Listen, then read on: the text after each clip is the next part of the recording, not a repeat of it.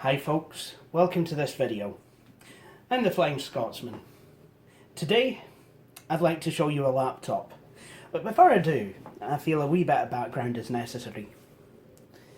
Now this machine that I'm going to show you was actually given to me by my neighbour, but not to keep. What he wants me to do with it is he wants me to actually set it up for his granddaughter, just kind of check over it, check that it's all working and what have you. And I said, well, to be honest, what I'm going to do is just wipe it, you know, because previous owner's documents, blah blah blah. Plus you can't really trust someone else's install, something I've been saying for years. So let's have a look at the machine.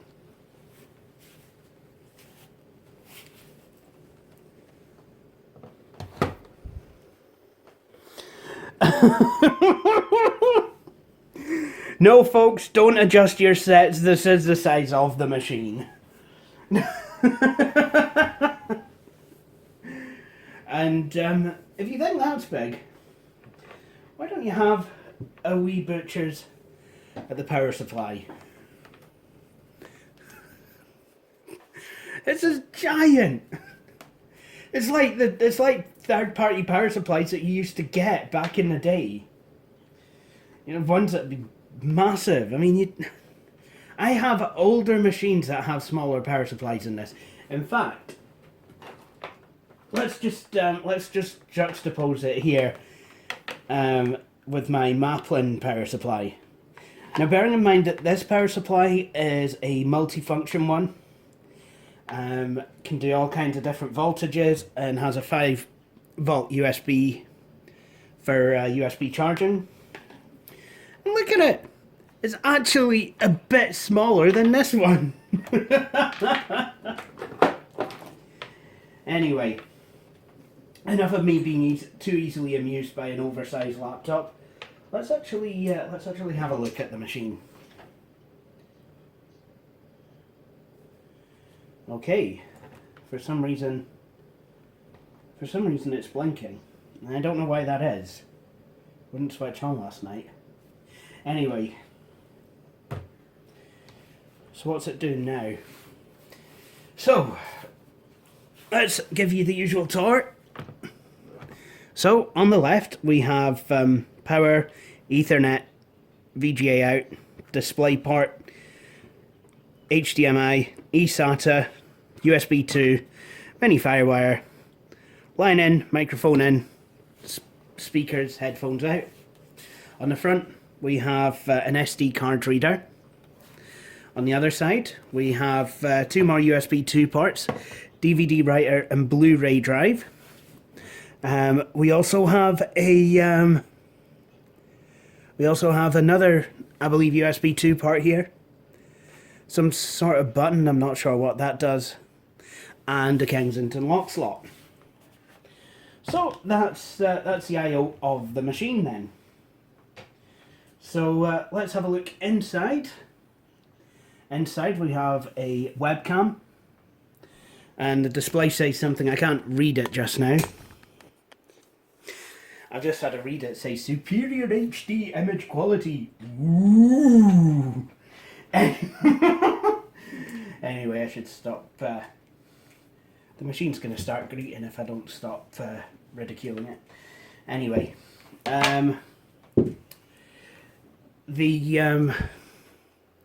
it's got all kinds of buttons. Not sure what they do. I think this is a power button. I like the blue accents on here. Actually, I'll tell you what it reminds me of. It reminds me of a phone that I used to own, the Sony Ericsson K850. That had blue accenting on it as well. It just kind of reminds me of that. That's a good phone. I had the I used to joke, actually, I had the broken version of that because it worked fully, unlike a lot of them. It was overall not necessarily very good phone for Sony Ericsson, but it was one of my favourites, and it's quite dear to me as that particular model. Quite ironic. Guarantee if I was to get another one, it would be absolute mang. So I'm going to plug this in. Oh, now it's lighting up blue. So, that's the machine plugged in. So we've got a full-size keyboard here. We've got some buttons, multimedia buttons, on this side as well. Oh, now I've powered it on, and it all lights up, and yeah, I kind of like how the Acer logo at the bottom of the screen lights up. That's okay. So looks like this machine wasn't shut down properly last time, and the keyboard is backlit as well. So this is quite a nice machine. It seems to have a lot of the options on it. It's a trackpad as well, and there's a fingerprint reader. So that's good. So I'm kind of hoping that this still has its original restore image on here. Because, you know, it's got a Blu-ray drive. And that could be a problem, because then I would have to pirate a copy of Power DVD or something, because Sony have refused to make the codecs available. They've kept all this shit under lock and key, so you literally have to buy Power DVD or a similar Blu-ray decoder if you want to play Blu-rays on a PC. Thanks, Sony. But then again, Sony have always been a bunch of copyright trolls, and yeah, a bunch of updates are coming in. So it seems that just by touching this laptop in the wrong way, you can power it on.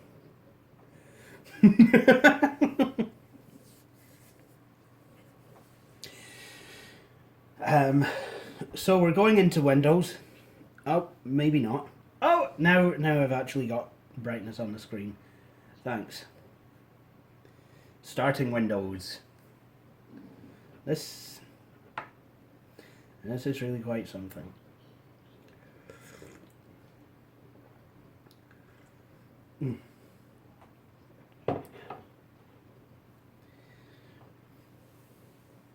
So, judging by the stickers on here, it looks like it's got a Penryn era Centrino. It's got Windows 7 and ATI graphics. Right now, I'm just gonna point this camera away because I don't know what's gonna come onto this machine. So, you know, oh, updates. Oh, now we've got welcome.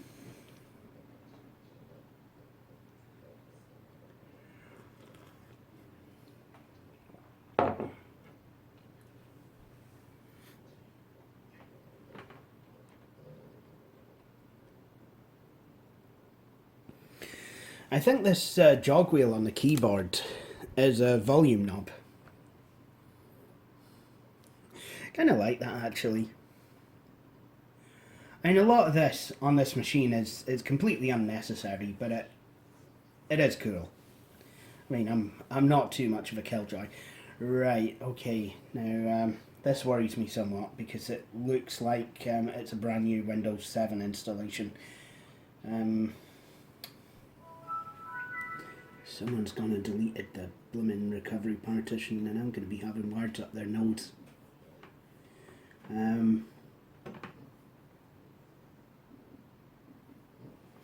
I think that's exactly what's happened, actually. I can show you the screen, I think. So what I think I'm going to do is I'm going to go into the disk administrator, sorry, and we'll see. We'll have a look. We'll see what's we'll see what the story is.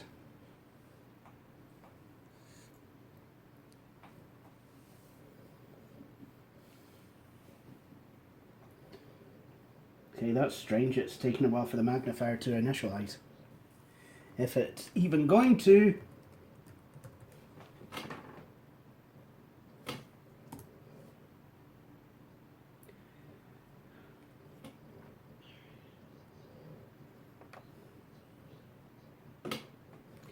Right. I think it's still loading up. which is a bit troublesome actually. If I'm going to be completely honest, I mean, why is it still taking? If this is a brand new install of Windows, why is it taking all this time? I mean, what's in this thing? What's in this thing? A Pentium 4 based Celeron? I hardly think.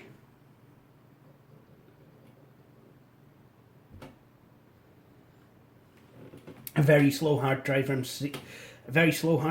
Seagate? Likely, actually.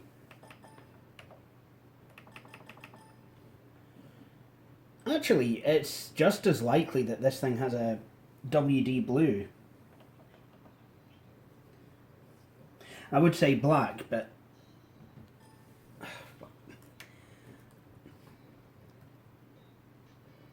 unable to access the start menu anymore. Just why? I just want a magnifier. I just want to be able to see the screen without having to put my head in it. Come on.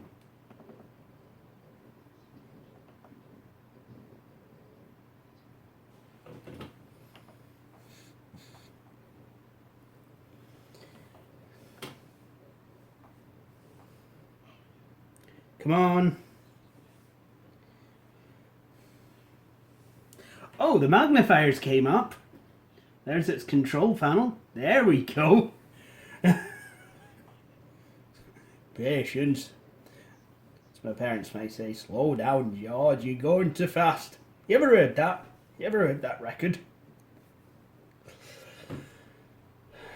Jings Crevens, help my Bob.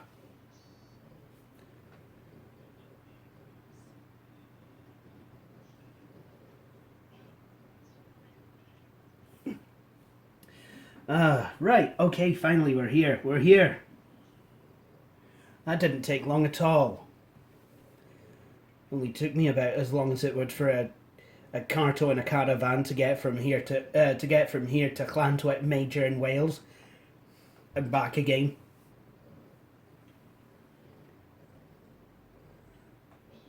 Okay, so this is quite literally a 320 gig drive.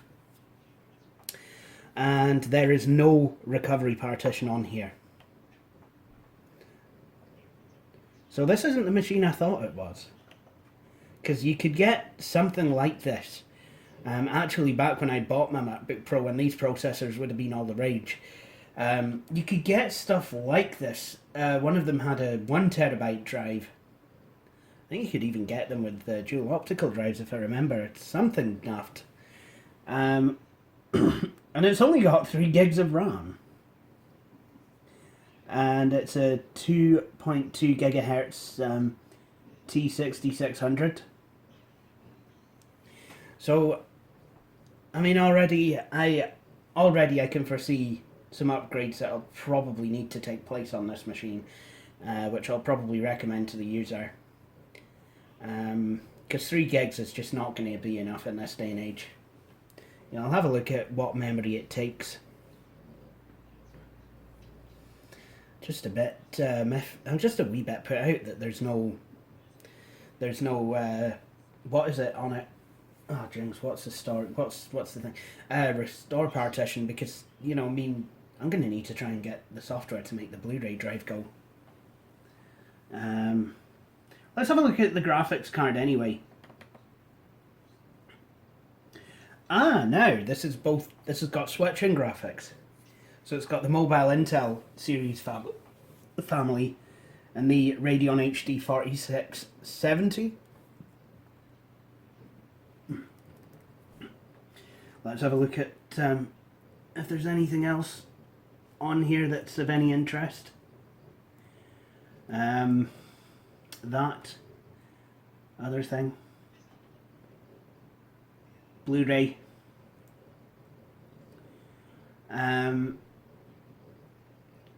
Microsoft eHome infrared transceiver. Now that is interesting.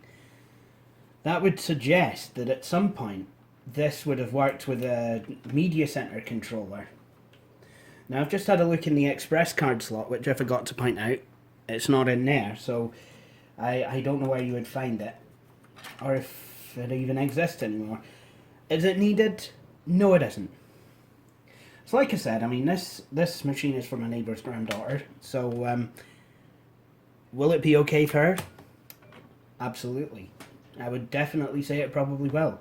Especially if we put some more memory in here, you know, then I would say that this is going to be absolutely fine. You know, I think what I will do, because, I mean, I know that this is... What is it doing now? What have I done? What have I pressed? What have I done? I don't know what's... Oh. Oh dear!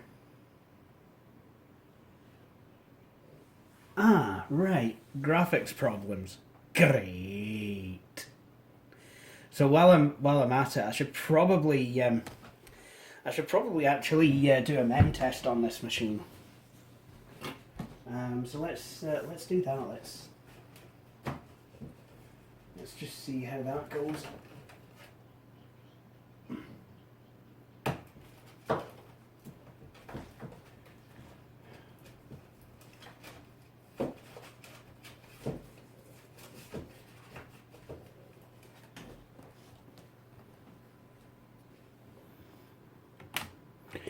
See, this is a troubling thing. It's not even coming back on now.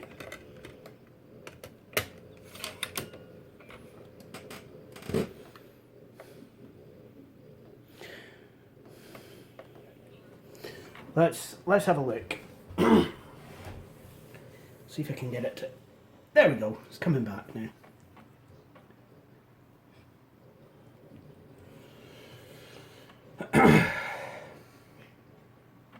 So at the very least, I would suggest that there's something wrong with the Windows 7 install on here.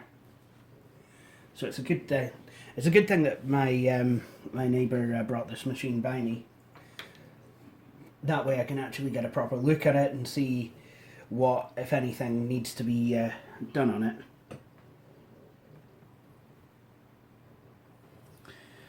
Come on.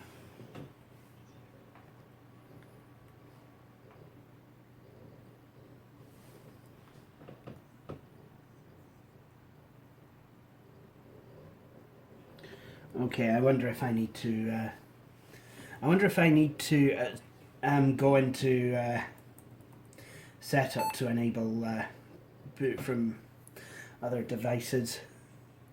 Oh, thanks for that. You gonna let me do it?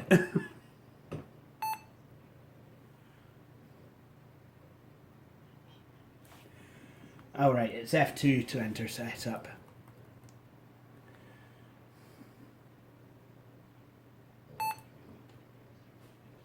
There we go. Oh. Okay, so apparently this could support 2 hard disks. That's interesting.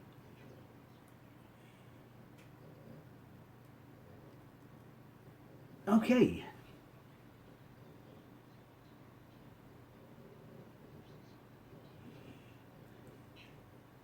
Security, boot.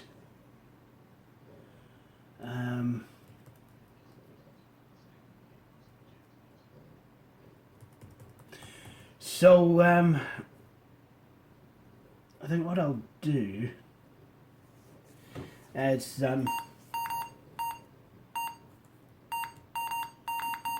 I think at one point, I think what's happened here is the primary hard drive has actually been removed out of this machine and Windows has just been installed on the secondary drive, which is a Western Digital. So what I'm probably going to do is I'm probably going to reinstall that hard drive in the primary ID slot.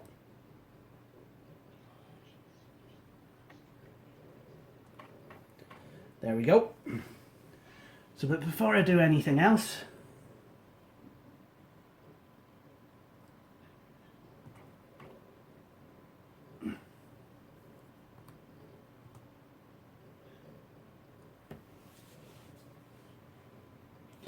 time to mem test this.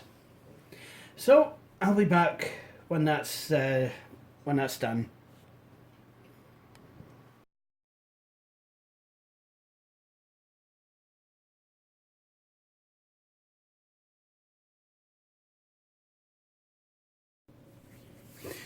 Well folks, it's Sunday morning, and at this point in the video, I feel it is time for a lesson in leaving well enough alone.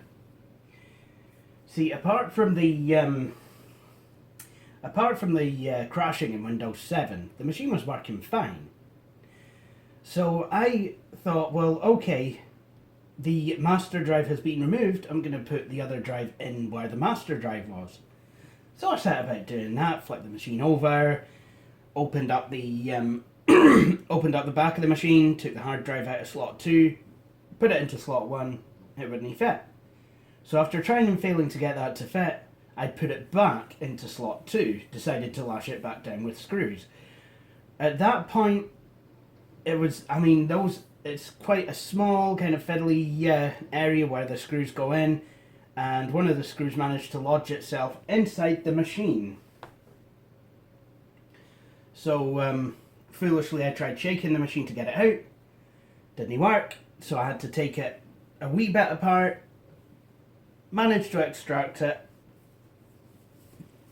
started to put the machine back together, and it was then that I noticed that the screen was now displaying green instead of black.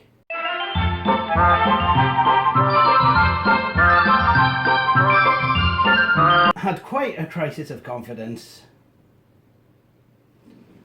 and yeah, unfortunately I've not been feeling well, so that kind of put me over the edge. I couldn't really face the machine for a few days until the wee hours of this morning, when I actually decided to try and use some percussive therapy to fix it. And well, it was working then, so let's see what's happening now. And now we have a working machine. Excellent. So, leave well enough alone, guys. Anyway, what we're going to do now is completely reinstall Windows 7. Of course, while I was looking for a service manual for the machine, I was able to find what model this machine was, but I forgot. Oh well, never mind. Doesn't really matter anyway. So the next thing to do is to find me a 64-bit Windows 7 Home Premium disc. That's going to be quite entertaining to try and find. Right, that's 7 Ultimate plus 64. That's really not going to... 7 Ultimate 64-bit. That's not going to help me. Windows 8 7 Home Premium 32-bit.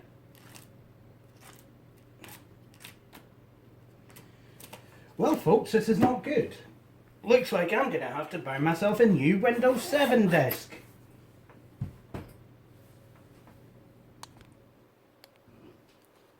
Actually, I had a look in a small case of discs that I usually carry around with my laptop for fixing other people's machines, because my laptop runs Windows 10, and I found this Windows 7 Home Premium 64-bit.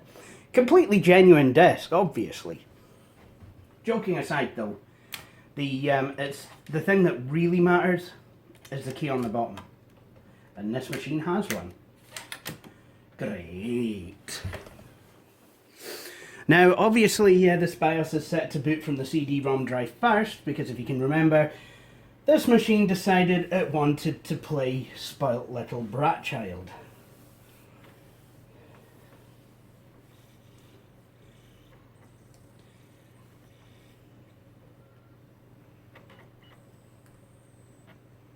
So at this point I'm wondering, has this machine done my head in? And I would say that actually, yes it has. And actually, it is an affront to one of the badges in the business that people do look on with disdain, but actually, in reality, weren't as bad as people seem to think. It's machines like this that gave Acer the reputation that it doesn't deserve, but it has today. Especially, I mean, modern Acer machines tend to be pretty damn good, actually. I'll be honest with that. I'll be honest about that. And I know Elmo 3 has, you know, he liked some of the machines he's had from them. But then again, would he recommend them? I would not want to say. You'll have to ask him personally. So now we're booting into Windows 7. Let's sing the booting into Windows 7 song. No, I'm kidding on. That was awful quick, actually. I must admit this. Wow. Never seen a Windows 7 DVD boot so quickly. Right. So I think what I'm going to do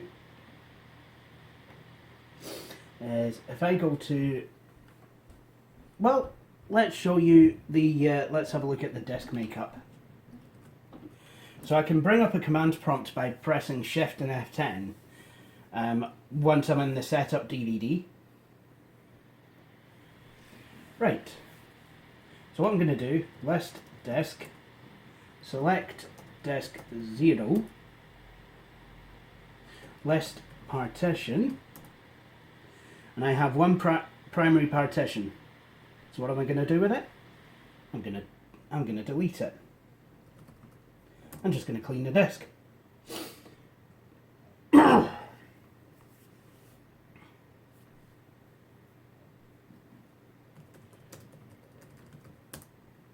There are no partitions on this disk to show. So whatever was on this machine before is now history.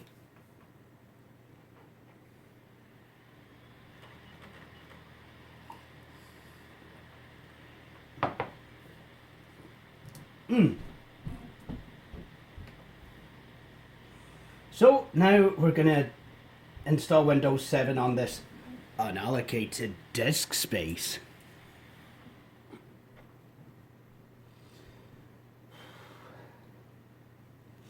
Next! So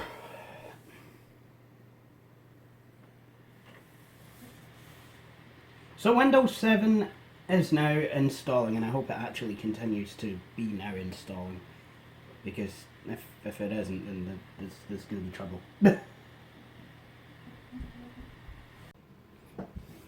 Let's download some drivers for this thing. It is the Acer Aspire 8935G. Let's sing the downloading the drivers song. Nah, I'm kidding on, let's not. I didn't think I was rehabilitated, but I guess I needed the extra bed. So, I believe we are installed. Let's, yep, there we go. Windows 7 Professional, the screen resolution, excuse me. Screen resolution seems to be all there, so, well, I'm just going to go and set it up. So, what I want to do here is use the recommended settings for updates, because updates, to be honest. Oh, that's nice. The machine still thinks it's April. Right, well, let's sort that out. It's Sunday, May the 7th. And the time is 12. Try that again. 12. I'm going to say 28, I think. Excellent. The wireless has been detected, as has the wired LAN. I believe this machine was actually released basically on the cusp of Windows 7 becoming a thing. So, you know, a lot of the hardware in here will probably have drivers for Windows 7. Well, that's kind of the theory anyway. But I do have the correct drivers. So now,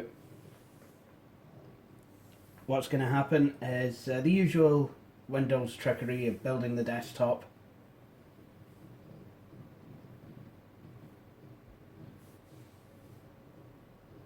repairing your desktop. Basically, it's just making up a nice new user profile.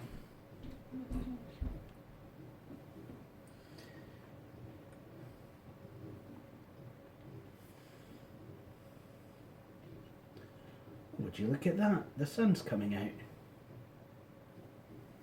Which basically, oh no, you can still see it, just for the moment. That's kind of nice. We've had a good few days actually of weather here in Aberdeen, and it just kind of turned grey last night and has been kind of grey all morning. So seeing a bit of sunshine poking through is quite nice. Right, it's gone back to being grey. Grey! Anyway, so I'm at the desktop. What I want to do, turn on the magnifier because I can barely see a thing.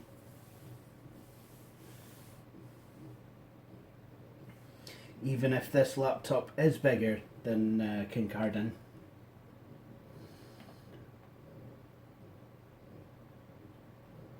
Okay. Oh yeah, because it's Windows 7, I can have it follow just about everything. I'm going to turn the mouse pointer up, just for the time being.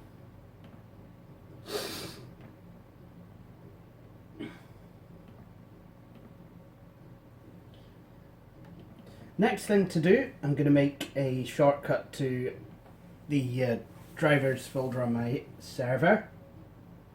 Well, just I'm going to do it via IP address as well.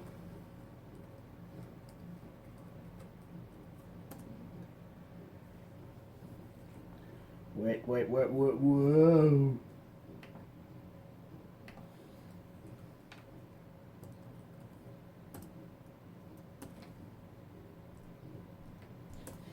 Alright, now I am ready to install some stuff.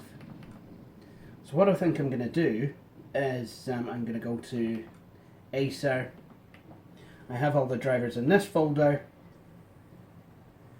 and then what I propose happens now is it gets fed to the downloads folder. So now I guess I'm just going to go ahead and install some drivers. This really isn't going to be too entertaining. I mean, it's not like we'll suddenly get millions of colours, because the number of colours you're seeing now is the number of colours I guess we're always going to have. So, you know, with that, I will be back once the drivers are installed.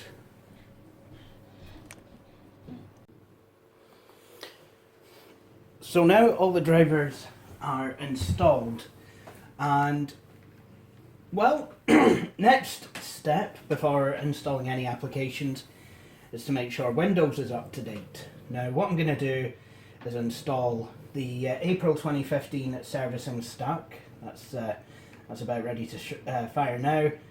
Then install the convenience roll-up, and then install a couple of these other updates that I will need to kind of fix the Windows update issues that arise from installing the convenience roll-up.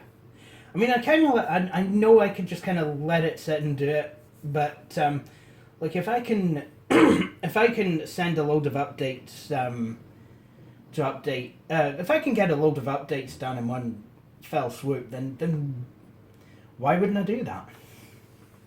Oh, and the sun would come out now, would it? You know, now that I've been, I'm actually just back. I was at the SNP campaign launch for the general election. It was so that's quite exciting. It's for Aberdeen North, so you know. Actually, no, it was well, Aberdeen, because everyone, well, Kirsty Blackman and Callum McCaig were there, and so was Kevin Stewart. Not so much Alex Salmon though, which is a shame. But his seat is one of the target seats that that I've heard today that the Tories are going to be wanting to take. So basically what I'm going to say is this. People of Donside, pay attention. Make the right choice. Don't vote Tory. Don't vote Labour. Don't vote any unionist party, because they're just going to take away from Scotland. People don't... I wish I could...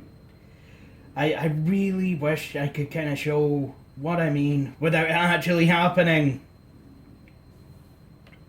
Just look at all the stuff that's already happened. Scotland has not gotten any new powers. Anything they got was a poison chalice. You know? Because they got powers to raise tax. Great. Raising taxes. If they didn't use that, they'd be like... The unionists would be like, well, you don't use the powers that you've got, so why do you want more? But if they did use it, which I do they actually did, oh, well, now Scotland's the highest tax place. It's only a slight amount, and only for the people who can actually afford it. But yeah, here I've clicked on the wrong update. So, great. Basically what I'm going to do is just allow this to do what it's got to do, then cancel it. Because it will actually ask before it goes ahead and installs. You know, just install the convenience rollup first, and then get everything else installed. So basically, I mean, this machine is, well, basically up and running. It's running quite well. I have the mouse drivers as well.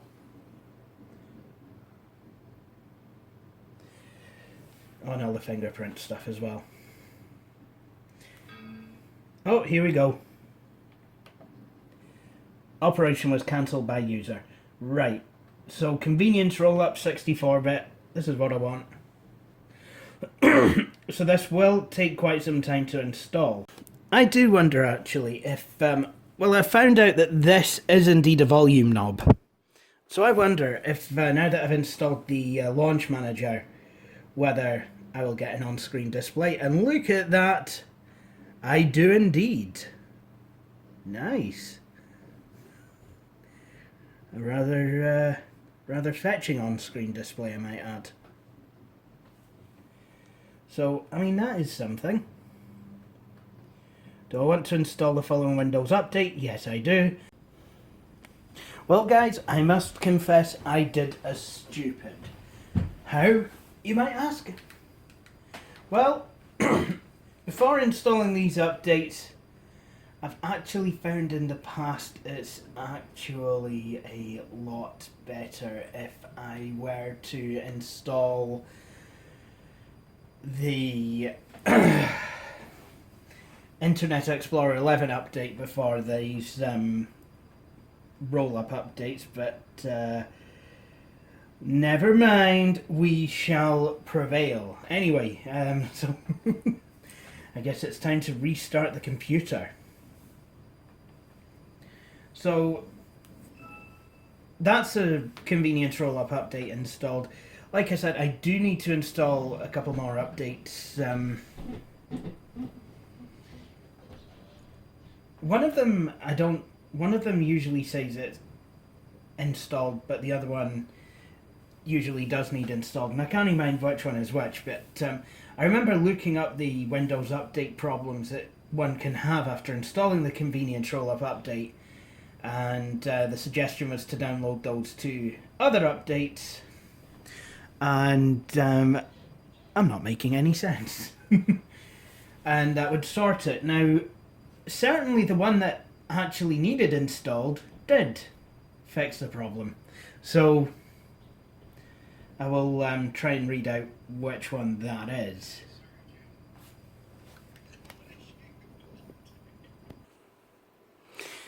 So I'm back in Windows, and the two updates I have, if you'll bear with me, first one is KB 302369, 3020.369, and that doesn't seem to be needed. It's already installed.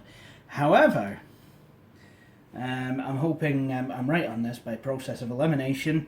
KB KB31722605 is the update that I do believe will get everything up and running again. I know it seems a bit odd that I would install an update that would break something in Windows, but it does work out better in the end. And then as soon as I've installed that, then I will go on to install Internet Explorer, and then go on to update the rest of the machine, and then it'll be time to actually install some programs. So I'll be back once I'm actually installing programs. Okay, set rep. Some Windows update. So a Windows update has touched the ATI driver inappropriately, and now I'm getting the same blue screen error as I was when I got the laptop and switched it on a few days back. So what I've done is I've booted up into safe mode with networking, so hopefully I should be able to access, and indeed I can, access my network share, which is good, because what I've actually done is undertaken to download a program called Guru 3D Display Driver and Installer. So it's detected that I've got AMD Radeon drivers. So basically what I want to do is clean and restart. Highly recommended. Windows device installation settings have changed to not automatically install drivers. So it's basically going in and removing the drivers. Basically doing, I think, what the McAfee removal tool does for McAfee virus scan. So that's good. Can soon sort that out. Okay, so we're back in Windows. We have the drivers. We have display drivers installed. Should have probably checked the version number of the old ones. So let's see now if I can actually go and do a thing. So, for example, Windows Update. So I think what I'm going to do is I will let this go ahead and install Windows Updates and what have you, and I'll get back to you once it's finished doing that. Okay, this has not gone well. Once again, I'm at a black screen.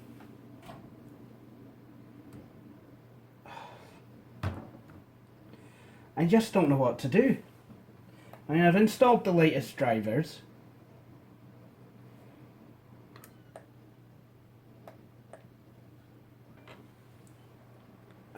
I don't know what this wants.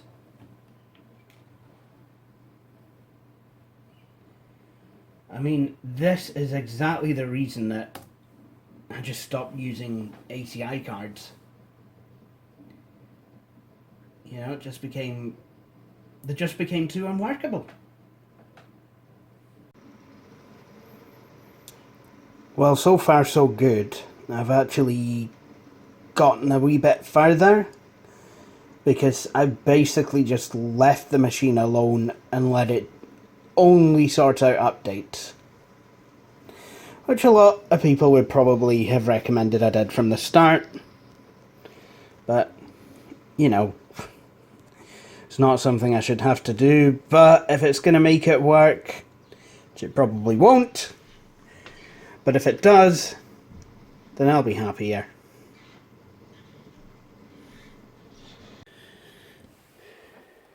Well, now it's Monday, and for some reason my camera light's on. Yeah. Anyway, moving on. So what I'm going to do now is actually go about installing some stuffs. Still seem to be having problems with the AMD graphics, but hopefully it'll hold long enough for me to install some stuffs. First on the block, I think, will be Microsoft Office, which I should have installed before anything else, because well, then it would have been included in Windows updates. Instead, I'm going to have to run Windows Update all over again, like a common or garden twat. Anyway, I forget which one of these files I need to start up, but I'm going to be installing Office Starter 2010 because, well, first of all, it's okay, probably not legitimately, but it's certainly free in terms of, I mean, you would have paid a $5 to Microsoft to get an OEM copy to bundle with systems, and that really is fair enough. But what you got in return was a slightly cut down version of Microsoft Word and Microsoft Excel, which were basically, well, I mean, it basically had the same, if not more, features in Microsoft Works' word processor and spreadsheet. But it was Microsoft Office, it was Microsoft Word and Microsoft Excel. It was the industry standard. You could take your word processing home. Not sure about the spreadsheets with more advanced features. You probably could. But basically what you got was an ad-supported version of Microsoft Word and Microsoft Excel with some of the more advanced features cut out. And, I mean, that's not too much of a problem for most users, as it's said that a lot of people only use a tiny, tiny, tiny part of what Word and Excel are capable of. So, I mean, that's good. I mean, that's good that this was available as a thing. Now, I have installed this on a few computers that I've serviced recently, and I must admit, it is a fantastic, it's a fantastic wee suite. So when you get into Word Starter, I mean, usually it's setting it up as a standard fare, tell it that you want to update and what have you, use open XML formats, and well, let's have a look at the extent of the advertising. Basically what you get is this Office XP-esque task pane. Now, as someone who used Office XP quite extensively, and Office 2003, this, I can honestly say, doesn't necessarily bother me. Especially seeing as when you go onto here, you've got, oh, actually, it's mostly adverts. But there is a getting started guide, help and support. So it basically works exactly like your, exactly like the task pane in at least Microsoft Works. And what's the advertising? It's just Microsoft Office. You know, basically you can click and find out all about Office 365 plus OneDrive online storage. Which, I will be honest, I mean, later versions of Office do take much better advantage of OneDrive and integrate it much better into the suite than Office 2010 ever did. I mean, I remember messing about with this when it was SkyDrive. I was hoping to do my dissertation around Microsoft SkyDrive and Outlook and SharePoint, and throwing a bit of XML and a bit of Windows Phone. Just a shame I wasn't well enough to do that, because I actually did get my dissertation approved. So, you know, big up to the lecturers who did that. I really did appreciate it. Anyway, so that is all installed. Sod off Skype. So I think what I'm going to do is actually install some just the usual sundry applications, if you will. Before I do that, however, let's add some OEM branding to this machine. So I'm using a program here called OEM Brander, and the website for that is www.stormpoopersmith.com. Change OEM information for Windows XP to Windows 7. Now that doesn't mean it'll change your XP system to Windows 7. Basically it means that you can change OEM information on XP and, well, pretty much above actually, because I've used this successfully on Windows 10. So basically I can either have my own OEM info or I can select from a nice wee catalogue of presets. So basically, that's what I'm going to do. Just kind of make the install that bit more complete, as it were. Excellent. So there we go. Acer. New OEM branding applied successfully. So now, if I go to the system information window, I see Acer branding, and it will tell me that this is an Aspire 8935G. It will also tell me the business hours and where to get support. So, that's that. So let's actually install some more programs. So once again, I'm using Nine to install the usual suspects. So in that spirit, I have Firefox, Chrome, Adobe Air, Microsoft Silverlight, Adobe Flash, Oracle's Java, and the 64-bit version, Adobe's Shockwave, 7-Zip, Image Burn, Audacity, don't know why I put that there, but might come in handy, Videoland's VLC Media Player, K-Lite Codecs, Microsoft Skype, Adobe Reader, LibreOffice, Apple's iTunes, .NET 4.5 and 4.7, PDF Creator, Oracle's Java Development Kit and Development Kit 64. Okay, this person's probably never going to use that, but some applications sometimes do require it, so I usually find it's better to go with rather than without. And then, of course, Avast. I'm going to completely rid this system of Microsoft Security Essentials, which unfortunately installed itself when I was looking the other way. Well, it started the installer, and if you choose not to install it, then Windows refuses to install any other updates because it'll be saying, oh, well, that failed, so maybe I should probably restart or something, maybe regroup and get a cup of Horlicks or something, and here, good night's sleep. So, yeah, I guess it's just now a case of waiting for these to download. So I will be back once everything has been installed. Ding dong diddly dong crap! Can't you morons at ATI do anything right? So now everything is installed. I have antivirus provided by Avast. I have I've got Mozilla Firefox, which is set to the default browser. OpenOffice, LibreOffice, sorry, in case the user needs something more than Office 2010 Starter. That would give you presentations and databases. But to be honest, I think PowerPoint is a slightly better option. Starting to think I should maybe install the Microsoft Works Special Edition, which is basically, it's like Office Starter.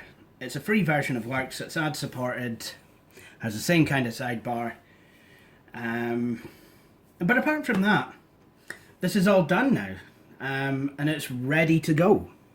So I'm really, yeah. I'm basically, what I'm going to do now is just basically pack it up and return it back to its owner. Probably should give it a wee clean as well, actually. I usually do that with machines. So, with that said, I hope you all have enjoyed watching this video. Thank you for watching this video. If you enjoyed it and would like to see more, please consider subscribing to the Flying Scotsman YouTube channel. If you're looking for more things The Flying Scotsman, you can also follow the Flying Scotsman YouTube channel Facebook page and follow me on Twitter. To see my latest video, click on the link within the browser window. In the meantime, thank you for watching, and please do feel free to join me for my next video. Cheery bye.